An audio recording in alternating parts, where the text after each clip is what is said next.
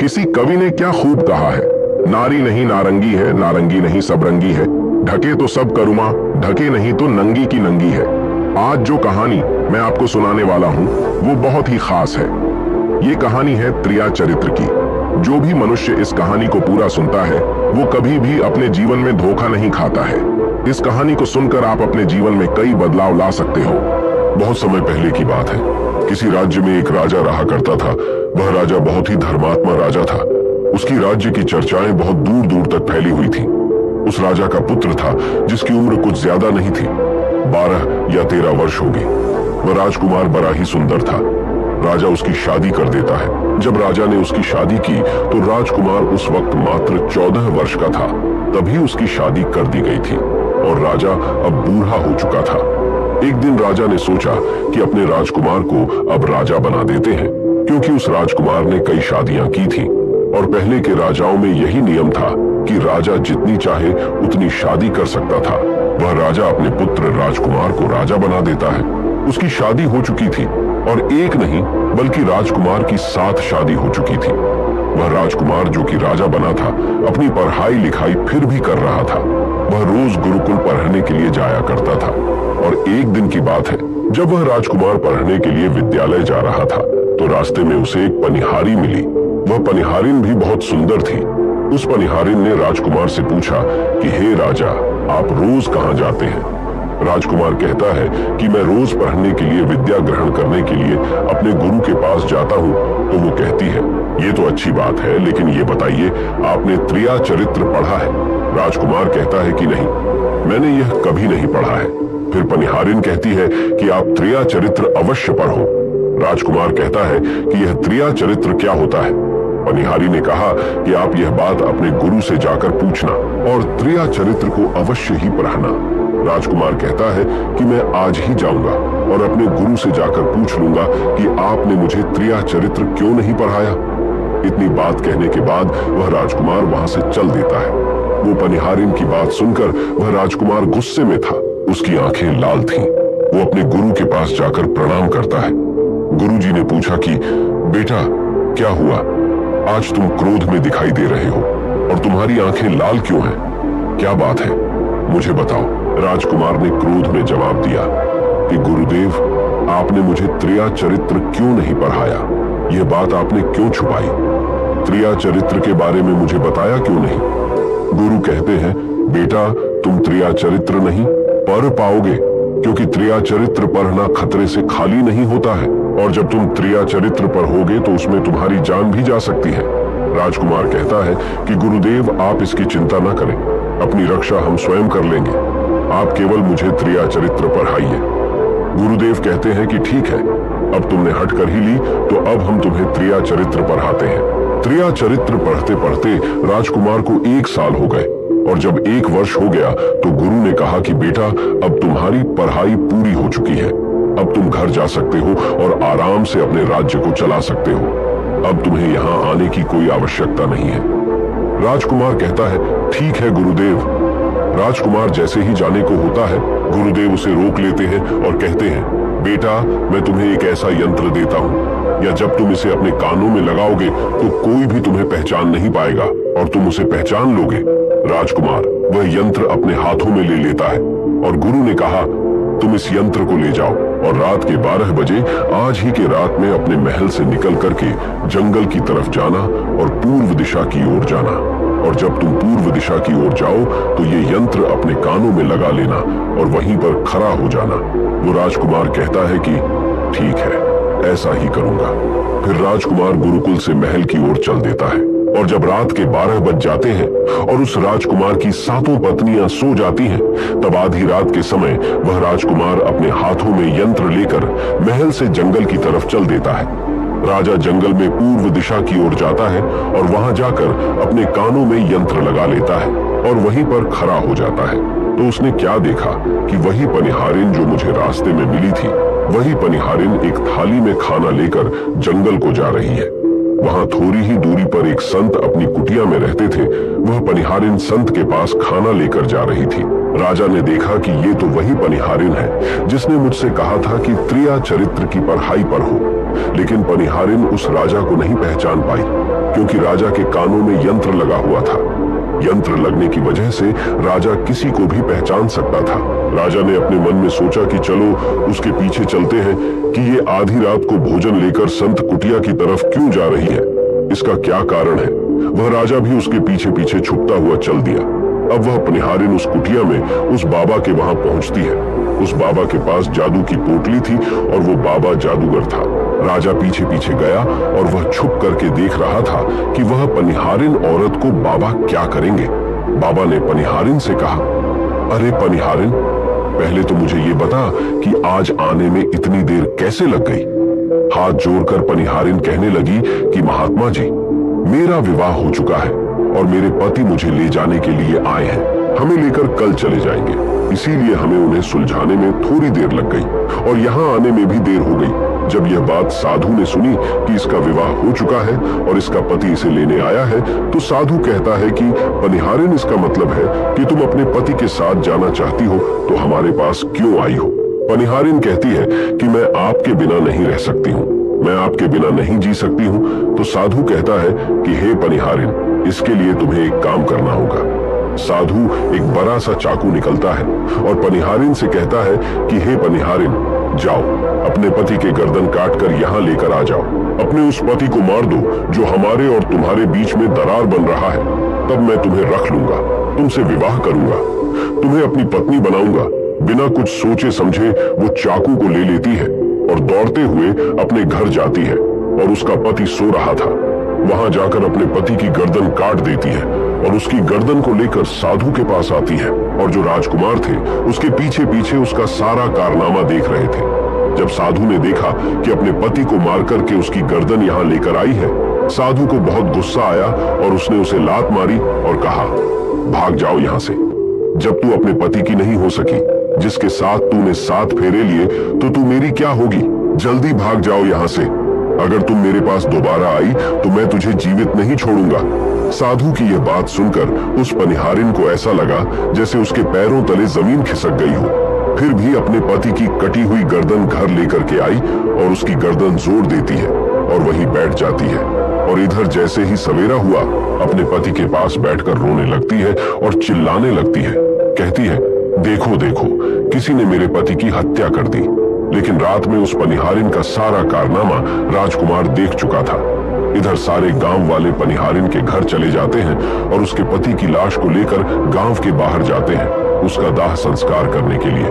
और वो पनिहारिन भी पीछे से भागती हुई रोती हुई चली जा रही थी और उधर राजकुमार भी जा रहे थे जो कि अपने राज्य के राजा बन चुके थे। पनिहारिन भागती हुई चिल्लाती हुई पहुंची और कहने लगी, मैं सती बनूंगी, क्योंकि अगर जब मेरे पति ही नहीं रहे तो ऐसे जीवन का क्या फायदा। मैं इन्हीं के साथ सती हो जाऊंगी। राजा को उसकी बातें सुनकर हंसी आ जाती है और राजा कहता है, त्रिया चरित्र जाने ना कोई और खसम मेरी के हुए सती। राजकुमार की यह बात और कोई तो नहीं समझ पाया, लेकिन वह पनिहारिन समझ जाती है। कहती है कि राजा साहब, आप हमारे ऊपर यह बात कह रहे हैं, लेकिन चलिए कोई बात नहीं, मैं सती हो जाऊंगी। लेकिन पनिहारिन जाते जाते कहती है, मैं तुम्हें एक बात बताती हूँ। राजकुमार कहता है, क्या बताओ। पनिहारिन कहती है कि राजा साहब, आप जब चटाई पर बैठे तो उस चटाई को झाड़ कर बैठना। राजा कहता है कि यह पनिहारिन क्या कह रही है, मैं तो राजा हूँ, मुझे चटाई पर बैठने की क्या आवश्यकता है। पनिहारिन कहती है कि नहीं, जब भी तुम्हें कोई नौबत आए चटाई पर बैठने की तो तुम चटाई को झाड़ कर बैठना। राजकुमार कहता है कि चलो ठीक है, अगर तुम कह रही हो तो मैं ऐसा ही करूंगा। और कहने के बाद वह अपने पति के साथ सती हो जाती है और राजकुमार उनका अंतिम संस्कार करवाकर अपने घर को आ जाते हैं। इसी तरीके से पूरा दिन व्यतीत हुआ और उधर जब दूसरी रात आई, अपने गुरु के कहने के अनुसार वही यंत्र कान में लगाया और पूर्व दिशा की ओर उसी स्थान पर जाकर खड़ा हो गया जहां पर पिछली रात खड़ा हुआ था। दूसरी रात को राजकुमार ने क्या देखा, उसकी 7 पत्नियां भोजन की थाली अपने अपने हाथों में लेकर उसी साधु की कुटिया की तरफ जा रही हैं। जैसे ही राजा ने अपनी 7 पत्नियों को उस साधु की कुटिया की तरफ जाते हुए देखा, राजकुमार के पैरों तले जमीन खिसक गई। वह अपने मन में सोचने लगा कि ये क्या चक्कर है। तभी उनमें से एक रानी राजकुमार को देख लेती है, लेकिन रानियों ने अपने पति राजकुमार को नहीं पहचान पाई, क्योंकि राजकुमार अपने कानों में यंत्र लगाए हुए थे। वह यंत्र लगाने की वजह से राजा को कोई पहचान नहीं पाता था। उनमें से एक रानी कहती है कि ए लड़के, इतनी रात को यहाँ क्यों खड़ा है? हमारी थाली लेकर के उस कुटिया तक पहुंचा। बिना कुछ सोचे समझे राजकुमार ने वह थाली अपने हाथों में ले ली और अपनी रानियों के साथ कुटिया तक जाने लगा। जब सातों रानियां और राजकुमार उस साधु की कुटिया में पहुंचते हैं और राजकुमार कुछ भी नहीं बोल रहा था, क्योंकि राजकुमार देखना चाहता था कि हमारे प्यार में ऐसी क्या कमी है जो हमारी सातों रानियां इस साधु के पास आती है, और इस साधु के पास ऐसा क्या है जो हमारी सातों रानी अभी यहाँ आ रही है।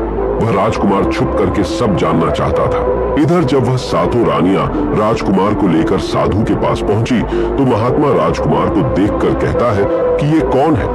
तो सातों रानियां कहती हैं कि महात्मा जी, यह बालक हमें रास्ते में मिला, इसने हमारी सहायता की तो हम इसे अपने साथ लेकर आ गए। रानी कहती है कि एक काम करते हैं, इसे आज रात यहीं रहने देते हैं, कल सुबह होते ही यह चला जाएगा। वो साधु उनकी बातों को मान लेता है। वह साधु अपने एक शिष्य को बुलाता है और उससे कहता है कि आज रात के लिए इस बालक की रुकने की व्यवस्था कर दो। वह शिष्य राजकुमार को लेकर एक कमरे में जाता है। उस कमरे में एक चटाई बिछी हुई थी। शिष्य कहता है कि देख भाई, आज तुझे चटाई पर सोना पड़ेगा। वह शिष्य राजकुमार को इतना कहकर वहां से चला जाता है। राजकुमार उस कमरे में अकेला पड़ जाता है। अपने मन में सोचता है कि आज तो नौबत आ ही गई चटाई पर सोने की। राजा कहता है, चलिए कोई बात नहीं, आज की रात हम चटाई पर ही गुजार लेंगे। राजकुमार जैसे ही चटाई पर बैठने ही वाला था, उसे पनिहारिन की बात याद आ गई। वो सोचने लगा कि पनिहारी ने मुझसे कहा था कि जब भी तुम्हें चटाई पर बैठने की नौबत आए, तुम चटाई को अवश्य झाड़ लेना। चलो आज पहले झाड़ ही लेते हैं, हो सकता है इसका कोई राज हो। जैसे ही राजा ने चटाई उठाई तो उसने क्या देखा? उसने देखा कि एक बहुत बड़ा भयानक कुआं है। जब उस कुएं को देखा तो राजा के होश उड़ गए। राजा उस कुएं के अंदर झांक कर देखता है। राजा को अंदर बहुत सारे कैदी दिखाई देते हैं, जिन्हें उस्तादों ने अंदर कैद करके रखा था। उन कैदियों में से एक आदमी ने राजकुमार को पहचान लिया। वह आदमी राजकुमार से कहता है कि राजकुमार, आप यहाँ कैसे आ गए? राजकुमार कहता है कि धीरे बोलो, नहीं तो सब पोल पट्टी खुल जाएगी।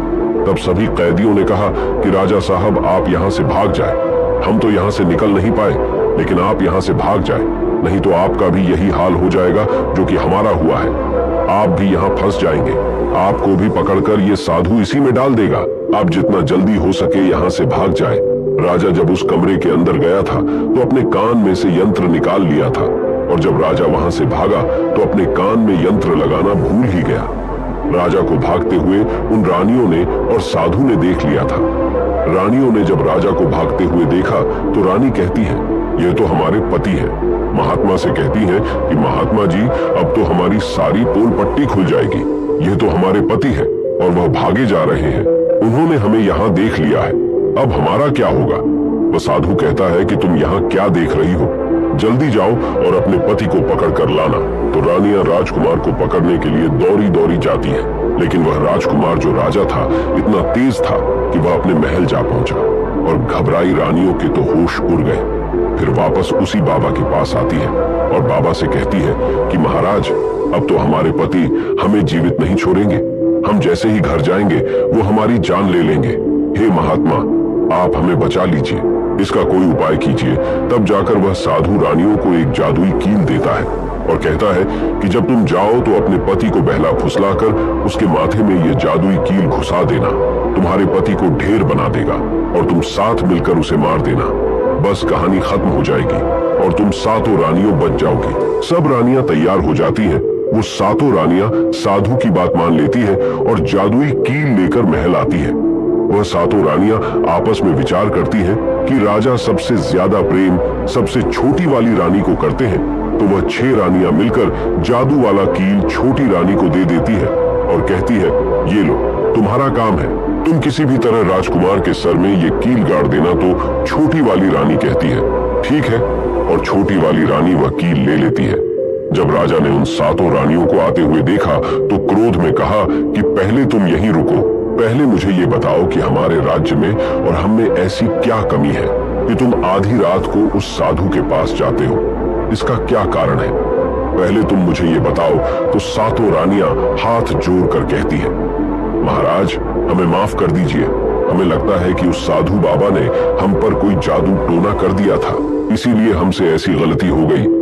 आइंदा ऐसी गलती हमसे कभी नहीं होगी। छोटी रानी की ऐसी बातें सुनकर राजा उनकी बातों को मान लेता है, क्योंकि वह राजा छोटी रानी से बहुत प्रेम करता था।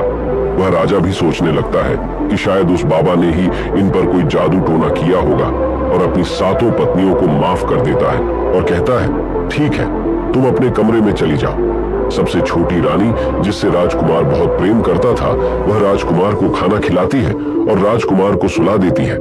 जब वह राजा सो गया तो वह 6 रानियां भी वहीं आ जाती हैं। सबसे छोटी रानी जो थी वह जादुई कील निकालती है और राजा के सर में घुसा देती है। छोटी रानी ने कील जैसे ही ठोकी, राजा पूरा तेजी से उठा, लेकिन इतने समय में वह ढेर बन चुका था। अब उस राजा में इतनी शक्ति नहीं थी कि उन रानियों से मुकाबला कर सके। वह सातों रानियां उस राजा को पकड़ने लगी। राजा फिर भी हिम्मत नहीं हारा और अपने महल की खिड़की से कूदकर राजा भागते भागते अपने गुरु के पास पहुंच गया और कहने लगा कि गुरुजी, मुझे माफ कीजिए, मेरी जान बचाइए, नहीं तो मैं मारा जाऊंगा। गुरु कहते हैं कि बेटा, मैंने तुमसे कहा था कि तुम त्रिया चरित्र मत सीखो, इसमें जान भी जा सकती है। देखा इसका नतीजा। राजकुमार कहता है, गुरुदेव मुझे माफ कर दो और जल्दी मेरी जान बचाओ, नहीं तो मैं मारा जाऊंगा। मेरी पत्नी ने मेरे सर में जादुई कील ठोकी है, जिसकी वजह से मैं ढेर बन चुका हूँ। गुरु ने जब ध्यान से देखा तो कहा कि ये वही कील है जो साधु ने दिया है, मैं तुम्हें अब नहीं बचा सकता। राजकुमार कहता है, नहीं गुरुदेव, ऐसा मत कहिए, मैं आपका शिष्य हूँ, आपका कर्तव्य है मेरी जान बचाना। तो अब गुरु कहते हैं कि हे बेटा, मैं तुम्हें बचा तो नहीं सकता, लेकिन एक उपाय है। राजकुमार कहता है, क्या उपाय है गुरुदेव? गुरु कहते हैं कि हम तुम्हें तोता बना देंगे, और जब हम तुम्हें तोता बना देंगे तो तुम सुखवाद राजा के राज्य में चले जाना और वहीं जाकर रहना, क्योंकि सुखवाद राज्य में वह साधु का जादू नहीं चलता है। और तुम्हें जब बहुत प्रेम करने वाली स्त्री मिलेगी तो तुम पुनः राजकुमार बन जाओगे। वह राजकुमार कहता है, ठीक है गुरुदेव, आप हमें तोता बना दीजिए। तो वह गुरुदेव उसे तोता बना देते हैं, और वह तोता बनने के बाद वहां से उड़ा और सुखवाद राजा के राज्य में चला गया। जहां पर बहुत सारे तोता रहते थे वहीं जाकर रहने लगा, और सातों रानियों उस राजकुमार को खोज रही थी। जब राजकुमार नहीं मिला तो फिर से उस बाबा के पास जाती है और कहती है कि बाबा जी, वह रात को राजा भाग चुका है, आप अपनी पोटली निकालिए और देखें कि वह कहाँ है। तो वह महात्मा अपना पोटली खोलता है और देखने लगता है कि वह राजकुमार तोता बनकर के सुखवाद राजा के राज्य में रह रहा है। वो साधु ये सारी बात रानियों को बताता है। तो रानियां कहती हैं कि स्वामी, अब क्या करें? वह साधु कहता है कि अब तुम अपने राजमहल में जाओ और जाकर के घोषणा कर दो कि जो भी तोता पकड़ करके लाएगा, हम उसे 5 सोने के सिक्के देंगे। सातों रानियों अपने महल पहुंचते हैं और वहां पर घोषणा कर देती है कि सभी बहेलियां से कह दो कि जो भी तोता पकड़कर लाएगा, हम उसे 5 सोने के सिक्के देंगे। उस राज्य के जितने बहेलियां थे वो तोता पकड़ने के लिए चारों तरफ घूमने लगते हैं, और जो भी तोता पकड़ते वो रानी के पास जाते और 5 सोने के सिक्के ले लेते थे और वहां से चले जाते, और वह सातों रानियां उस तोते को मार देती। ऐसे ही धीरे धीरे बहुत समय निकल गया, और वो राजकुमार जो तोता बनकर जहां गया था, वहां सारे तोताओं से बहुत अच्छी अच्छी बातें करता था, उन्हें बहुत ज्ञान की बातें बताता था। तो सारे तोता को लगा कि यह तोता तो बहुत समझदार है, ये तोता तो बहुत अच्छी अच्छी बातें करता है, इसे हम अपना राजा बना लेते हैं। और सभी तोता मिलकर उसे राजा बना लेते हैं। राजकुमार सभी तोतों का राजा बन जाता है और वही छुप कर रहने लगता है। एक बहेलिया तोता पकड़ते पकड़ते सुखवाद राजा के राज में पहुंच जाता है, और वह उसी पैर के पास पहुंच जाता है जहां पर वह राजकुमार तोता बनकर छुप कर रहता था। जब उस बहेलिये ने इतने सारे तोते को देखा तो अपने मन में सोचा कि अगर हम इतने सारे तोते पकड़कर रानी के पास ले जाएंगे तो हमें बहुत सारी सोने के सिक्के मिल जाएंगे। लेकिन वह बहेलिया सोचता है कि हम इतने सारे तोतों को पकड़ेंगे कैसे। तो जैसे ही सुबह हुई, उस पैर से सारे तोता उड़कर दाना पानी के लिए बाहर चले जाते हैं, और इधर बहेलिया चाकू से पैर पर चारों तरफ कट लगा देता है, जिससे कि पैर से बहुत सारे गोंद निकल जाते हैं। पैर के चारों तरफ ही गोंद हो जाते हैं। जो लोग गोंद के बारे में नहीं जानते, मैं उन्हें बता दूं कि हर पैर पर एक प्राकृतिक गोंद निकलता है जिससे हम कुछ भी चिपका सकते हैं। तो दोस्तों, अब बहेलिया सोचता है कि जब भी वह सारे तोते आएंगे, इस पैर पर बैठेंगे, वह सभी इस पैर में चिपक जाएंगे और मैं आसानी से उन्हें लेकर चला जाऊंगा। बहेलिया वहीं छिप करके देखने लगा और जब शाम हुई, सारे तोता वापस आए और वह तोता जैसे ही पैर पर बैठे, सभी का पैर उस गोंद में चिपक गया, क्योंकि पूरे पैर में गोंद ही गोंद लगा हुआ था। अब तो सारे तोते परेशान हो गए। उनमें राजकुमार, जो अभी तोता बना हुआ था, वह भी चिपक गया था। सारे तोते राजकुमार से कहते हैं, क्योंकि सारे तोते राजकुमार को अपना गुरु मानते थे, कि आप कुछ भी सोचो, हम सबको बाहर निकालो, नहीं तो सुबह तक बहेलिया आएगा और हमें पकड़ कर लेकर चला जाएगा। वह राजकुमार कहता है कि तुम बिल्कुल चिंता ना करो। जब सुबह वह बहेलिया आएगा तो तुम सभी ऐसा करना कि उस बहेलिया को लगे कि सारे तोते मर चुके हैं, और जब सभी तोते को पैर से छुड़ाकर नीचे फेंक दें तो सभी उड़कर भाग जाना।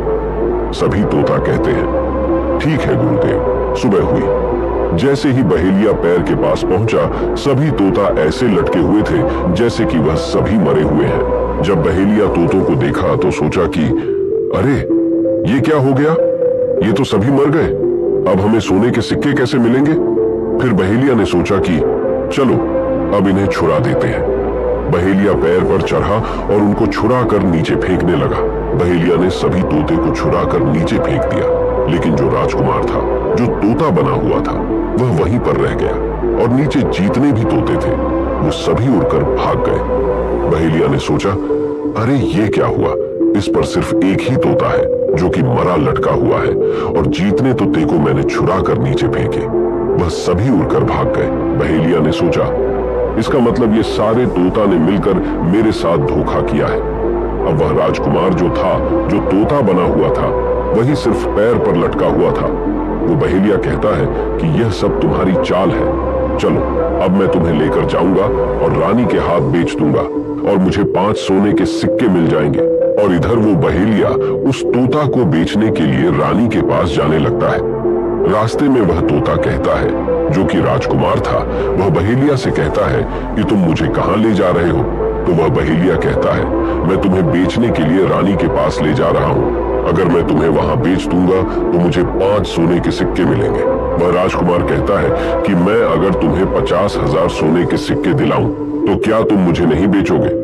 बहेलिया कहता है, तुम मुझे 50,000 सोने के सिक्के कैसे दिलाएगा? तोता कहता है कि राजा सुखवाद के यहाँ एक बहुत बड़ा मेला लगता है, तुम मुझे वही बेचो, मूल में स्वयं बताऊंगा। बहेलिया उस तोते की बात मान लेता है और रानी के पास बेचने की जगह राजा के राज्य के मेले में तोता को बेचने चला जाता है। और राजा के राज्य में यह नियम था, अगर किसी व्यक्ति का सामान शाम तक नहीं बिके तो वह राजा स्वयं आकर उसे खरीद लेता था। बहेलिया उस तोते को लेकर बाजार में पहुंचा हुआ था। जब कोई व्यक्ति उस तोते को खरीदने आता तो वह पूछता कि यह कितने का है? तो वह बहेलिया कहता है कि तोता अपना दाम स्वयं बताएगा। तो वह तोता अपना दाम इतना बता देता कि कोई भी व्यक्ति उसे खरीद ही नहीं पाता। ऐसे ही करते करते शाम हो गई और अब सभी अपने अपने दुकान लेकर चले गए। सभी का दुकान उजड़ गया था, बस एक बहेलिया और एक तोता ही रह गए थे। इधर राजा ने अपने सिपाहियों को आदेश दिया कि जाओ देख कर आओ, किसी का सामान तो नहीं रह गया है। जब राजा के सिपाही आए तो उन्होंने देखा कि एक बहेलिया तोता को लेकर बैठा हुआ है। सिपाही बहेलिया से कहते हैं कि हे बहेलिया, तुम्हारा तोता क्यों नहीं बिका? तुम इसे कितने में बेच रहे हो? तो तोता कहता है कि जो इन्हें 50,000 सोने के सिक्के देगा वही मुझे खरीद पाएगा। उस तोते की बात सुनकर वह सिपाही आश्चर्य में पड़ जाते हैं और सोचते हैं, अरे ये तोता तो अपना अमूल्य स्वयं बताता है। तब सिपाही राजा के पास जाते हैं और राजा को सारी बात बताते हैं और कहते हैं, एक बहेलिया एक तोता लेकर बैठा हुआ है, लेकिन वह तोता अपना अमूल्य स्वयं ही बताता है। वह इतना महंगा बताता है, शायद इसीलिए उसे कोई खरीद नहीं सका। राजा सिपाहियों से पूछता है कि वह अपना मूल्य कितना बता रहा है। तो सिपाही कहते हैं, अपना मूल्य 50,000 सोने के सिक्के बता रहा है। चलिए हम खरीदेंगे। अगर नहीं खरीदेंगे तो आपके राज्य की बदनामी होगी कि राजा के बाजार में एक तोता नहीं बिका। और इसलिए राजा अपने मंत्रियों के साथ अपने रथ पर सवार होकर बाजार में पहुंचता है। कहता है, इसका क्या मूल्य है? बहेलिया हाथ जोड़कर कहता है कि राजा साहब अपना मूल्य तोता स्वयं बताएगा। वह राजा फिर तोते से पूछा तो तोता कहता है कि राजा साहब जो इन्हें 50,000 सोने के सिक्के देगा वही मुझे खरीद पाएगा। अपने सिपाहियों से 50,000 सोने के सिक्के मंगवाता है और बहेलिया को पकड़ा देता है और तोता को लेकर अपने महल चला जाता है। वह तोता बहुत ही बुद्धिमान था क्योंकि वह राजा था। वह तोता राजा को बहुत अच्छी अच्छी बातें बताने लगा। जब राजा पर कोई खतरा आने वाला होता तभी वह तोता बता देता कि राजा साहब आप पर यह खतरा आने वाला है, और इसी तरह सब उस तोते से बहुत अधिक प्रेम करने लगते हैं। जब यह बात रानियों को पता चला कि राजा ऐसा तोता लेकर आए हैं जो कि बोलता भी है और बहुत अच्छी अच्छी बातें बताता है, तो रानियां राजा से कहती हैं उस तोता को मेरे पास भिजवा दीजिए, हम भी उस तोता को देखना चाहते हैं, हम उस तोता से बातें करना चाहते हैं। राजा अपने मंत्रियों से कहकर वह तोता रानियों के पास भिजवा देता है। रानी उस तोते से बातें करके बहुत खुश हो जाती है। वो रानी भी तोते से बहुत प्रेम करने लगती है और कहती है कि वाह रे तोता, इसीलिए तुझे राजा साहिब ने 50,000 सोने के सिक्के देकर खरीदा है। राजा की एक पुत्री थी जो कि बड़ी सुंदर थी। रानी अपनी पुत्री से कहती है कि आज से तुम ही इस तोते का ध्यान रखोगे और कल तुम इसे अच्छे से धोकर नहला देना। वो राजकुमारी भी उस तोते से बहुत प्रेम करती है। जैसे ही सुबह हुआ, राजकुमारी उस तोते को लेकर नहलाने जाती है। राजकुमारी उसे नहला रही थी तो उसने देखा कि तोता के सिर पर कील सा कुछ लगा हुआ है। राजकुमारी उसको निकाल देती है। राजकुमारी जैसी ही कील को निकालती है, वह तोता पहले वाला एक सुंदर सा राजकुमार बन जाता है। उसे देखकर राजकुमारी घबरा जाती है। राजकुमार कहता है कि तुम घबराओ नहीं, ये कील वापस से मेरे सर में लगा दो तो मैं फिर से तोता बन जाऊंगा और इसके बारे में मैं तुम्हें रात्रि में बताऊंगा। तुरंत ही वह राजकुमारी वह कील राजकुमार के सर में लगा देती है और वह वापस से तोता बन जाता है। रात को राजकुमारी तोते को लेकर अपने कमरे में जाती है और उसके सर से कील निकाल देती है और वह तोता फिर से राजकुमार बन जाता है। वह राजकुमार अपनी सारी दास्तां उस राजकुमारी को बताता है और कहता है, माफ करना, यह दास्तां तुम किसी को बताना नहीं तो मेरी जान चली जाएगी। राजकुमारी इसके बारे में अपनी माता और पिता को भी नहीं बताती है।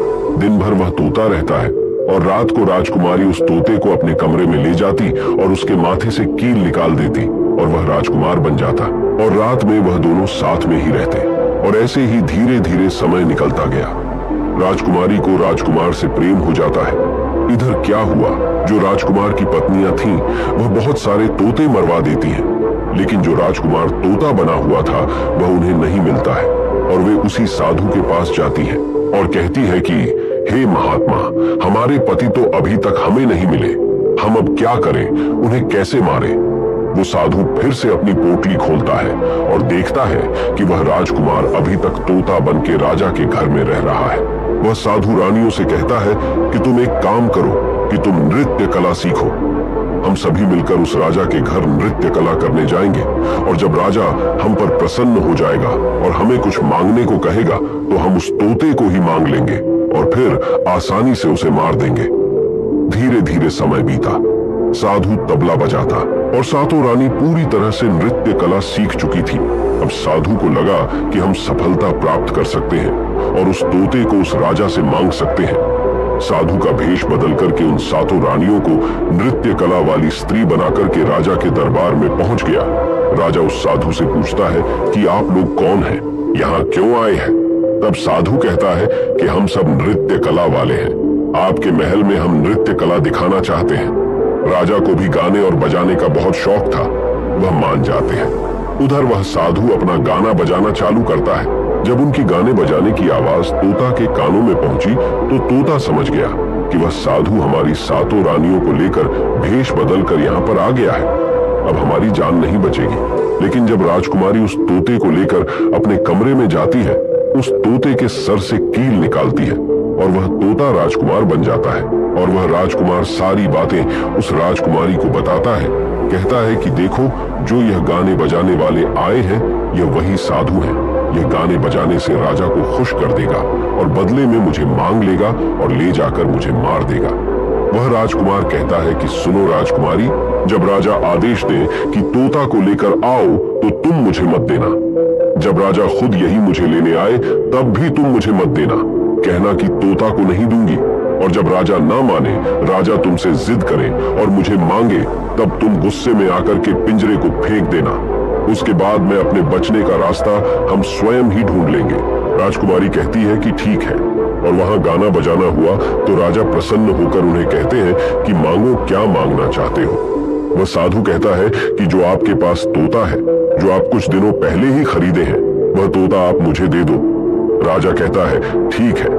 राजा अपने मंत्री को आदेश देता है कि जाओ, उस तोते को लेकर आओ।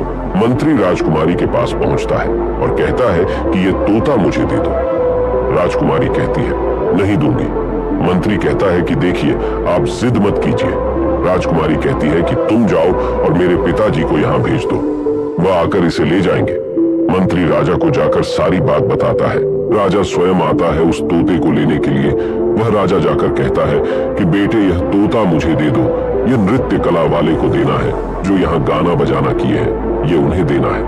तो राजकुमारी कहती है कि पिताजी, यह तोता मैं नहीं दूंगी। क्रोध में आकर राजा कहने लगा कि बेटी, कैसी बातें कर रही हो, इसे देने का मैंने वादा किया है। जब राजकुमारी ने राजा को क्रोध में देखा तो राजकुमारी को भी गुस्सा आ गया, और राजकुमारी गुस्से में पिंजरे को जमीन पर फेंक देती है। वह पिंजरा जैसे ही जमीन पर गिरा, वह टूट गया, और तोता जो था वो चावल का दाना बन गया। और जैसे ही साधु को ये बात पता चली, साधु भी तुरंत कबूतर बन जाता है, और उस दाने को कबूतर झुकने लगता है। उसमें से जो एक दाना था, बस वही राजकुमार था। जैसे ही वह दाना कबूतर झुकने वाला होता है, राजकुमार बाज बन जाता है और एकदम से कबूतर पर झपटता है और उसे मार देता है। इस तरह से उस साधु की मृत्यु हो जाती है। राजा यह सब देखकर आश्चर्यचकित हो जाता है।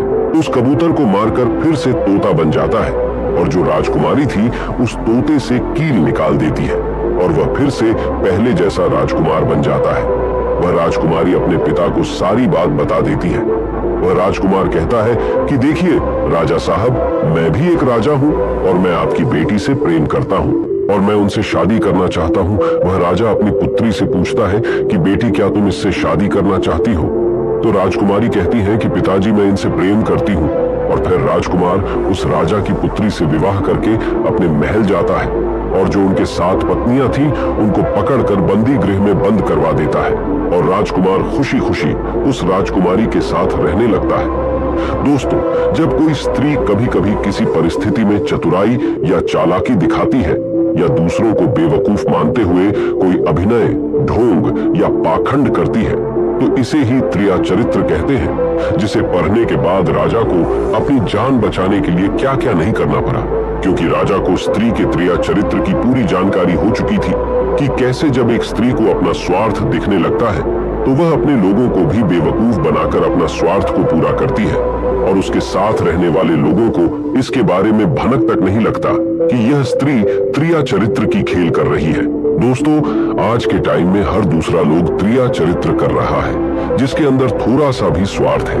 इसलिए दोस्तों, जो आपके दिल के करीब है, उसके बारे में आप पूरी जानकारी रखिए कि उसके अंदर खुद को लेकर कोई स्वार्थ तो नहीं छुपा है, और अगर ऐसा है तो आप उनसे थोड़ा दूर ही रहिए, क्योंकि ऐसे में आपको जिंदगी के हर एक कदम पर धोखा ही मिलेगा। क्योंकि एक स्वार्थी स्त्रियां अपनी स्वार्थ के लिए जिंदगी में कुछ भी कर सकती हैं। तो दोस्तों,